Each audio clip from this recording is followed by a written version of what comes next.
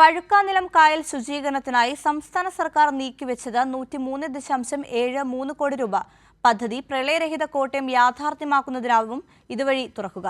മീനച്ചിലാർ, മീനന്തറയാർ, കൊടൂരാർ നദി പുനർസംയോജന ജനകീയ കൂട്ടായ്മയാണ് ശുചീകരണ പദ്ധതിക്ക് ആദ്യം തുടക്കം കുറിച്ചത്.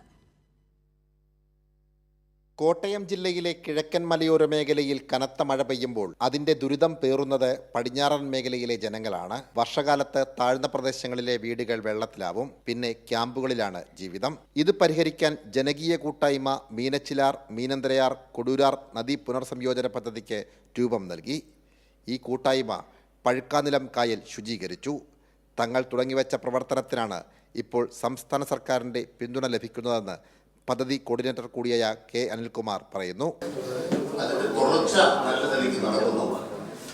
ഇപ്പോൾ ഇന്നലെ ബഹുമാനപ്പെട്ട കേരള മുഖ്യമന്ത്രി പഴുക്കാനിലം കായൽ ശുചീകരണത്തിനായി 103.7 കോടി രൂപ അനുവദിക്കുകയുണ്ടായി.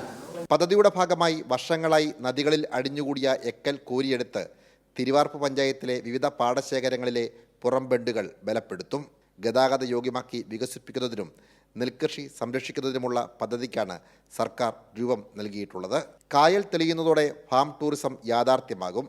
മലരിക്കൽ ആമ്പൽ ടൂറിസവും വർഷം മുഴുവൻ നടത്തുവാൻ കഴിയും.